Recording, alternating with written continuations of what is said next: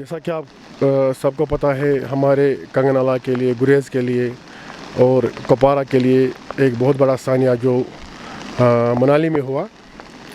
अभी तक 6 dead bodies वहाँ से यहाँ रिकवर हो गई और वो कश्मीर पहुँचाई गई। उसके लिए हम सारी एडमिनिस्ट्रेशन का बहुत ही शुक्रिया अदा करते हैं।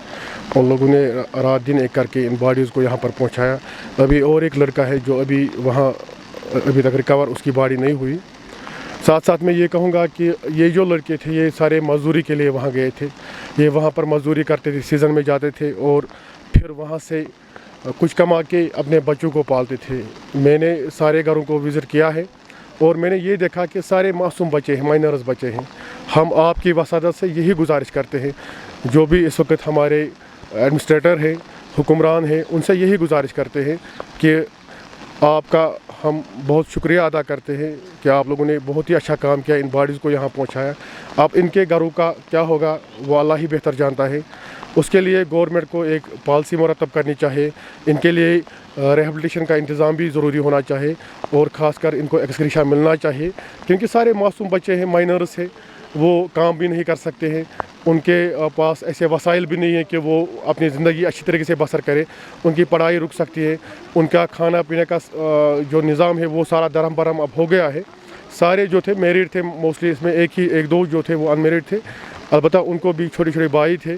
तो आपकी वसादत से यही एक गुजारिश रहेगी कि अभी भी हमारे पीछे जो है अभी डेड बॉडी एक कंगनाला के में पहुंच गई, मोहम्मद हुसैन साहब की।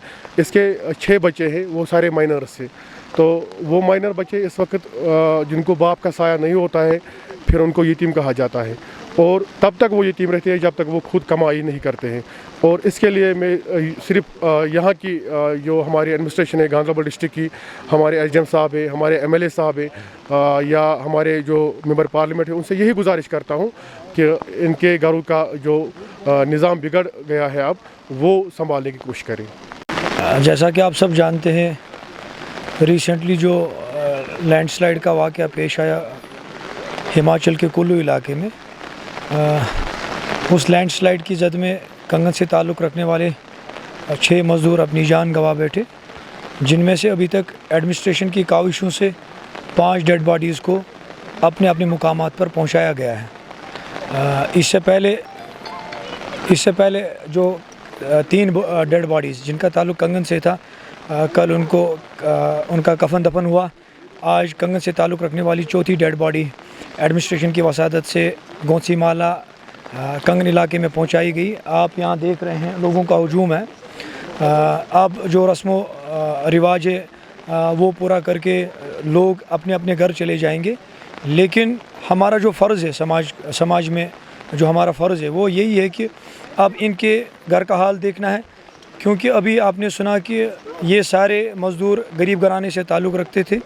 इनके घर में ऐसे वसाइल नहीं कि इनके जो घर के सदस्य है बाकी वो ज़िंदगी अच्छी तरीके से गुज़र बसर कर सके। इसलिए हम एडमिनिस्ट्रेशन और जो हमारी सरकार है उनसे हमारी यही गुजारिश रहेगी कि इनके लिए कोई रिलीफ आगुजार किया जाए एक्स ग्रीशा के तहत, या और कोई जिस तरीके से कंपनसेट हो हर मुमकिन कोशिश की जाए, या हमारी जो यहाँ के जो लोकल ज़िम्मेदार हैं उनसे भी हमारी गुजारिश है कि इनके घरों पे अब नज़र रखें, क्योंकि इनके छोटे छोटे बच्चे हैं, वो अपनी ज़िंदगी किस तरह गुजार सकेंगे ये वही जानता है जिसके घर से साया उठता है।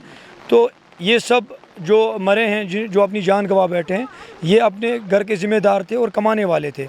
अब हमें यही लगता है कि सब अपने घर चले जाएंगे, लेकिन नुकसान जो हुआ है वो इनकी फैमिली को हुआ है। अब हमारी गुजारिश यही है कि हम भी अपनी तरफ से कोशिश करेंगे जितना हमसे हो सकेगा, और अल्टीमेटली ये सारी ज़िम्मेदारी यहाँ की एडमिनिस्ट्रेशन और यहाँ की हुकूमत पर है।